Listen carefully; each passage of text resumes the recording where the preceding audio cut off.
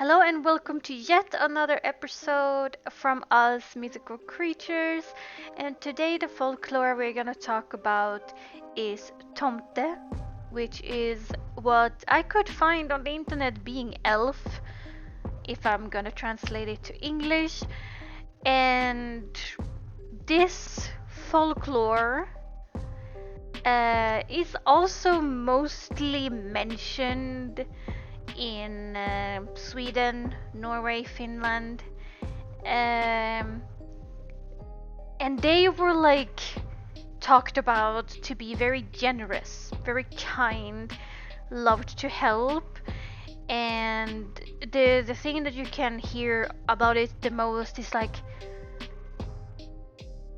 a garden elf or like house elf.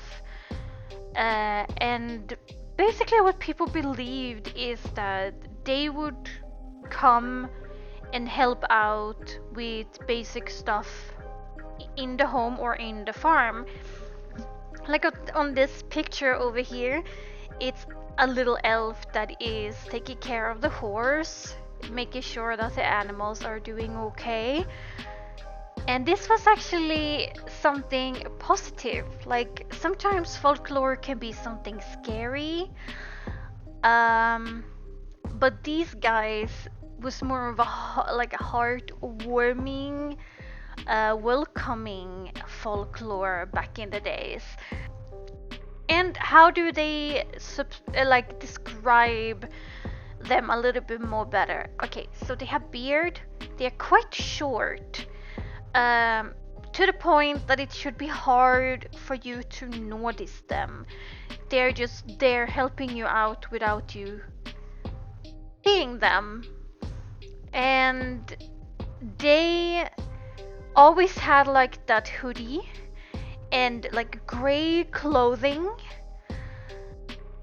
and white beard. Like it was usually white.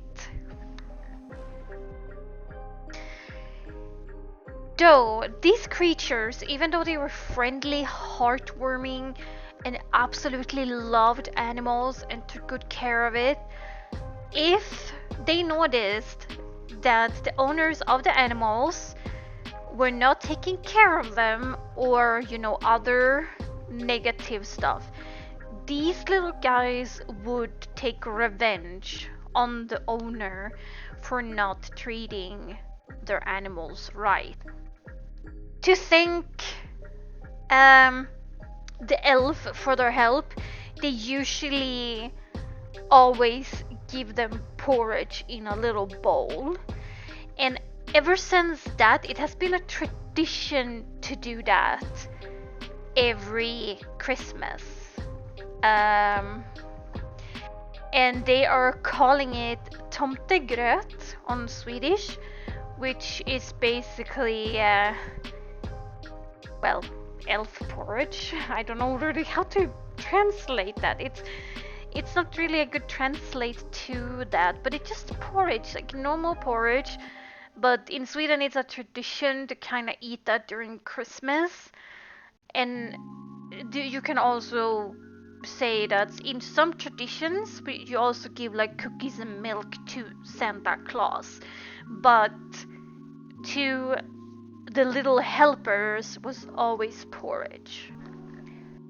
And I think it's probably existing so many stories about these little ones. Like stories, made for kids in books and stuff like that. Even in movies, I feel like they are represented in ways more in a modern way, if you think about it, because you think about Harry Potter, for an example. They had the house elves, and they were like the one helping at home and taking care of their master. Though in Harry Potter it was more of a slavery, which these folklore is not talking about slavery. They were doing it by their own will, nothing. They were not owning the elves. But they can also be on Christmas cards a lot nowadays, and I feel like they are really big still when it comes to like Swedish tradition, though it's usually always surrounding Christmas time. Thank you guys so much for watching. This one was a little bit hard to find like a lot of information, because I feel like it has becoming a little bit too much around Christmas time. Thank you guys once again for supporting me. Don't forget to subscribe and like the podcast so YouTube spreads it out more. Next week, I am actually going to take a folklore that is not Swedish, because I really want to do that one, and we are gonna talk about Bigfoot next week. And it's a lot of stories surrounding Bigfoot, so I will really try to find as much stories and the kind of the backstory how that folklore even became a thing. Bye bye!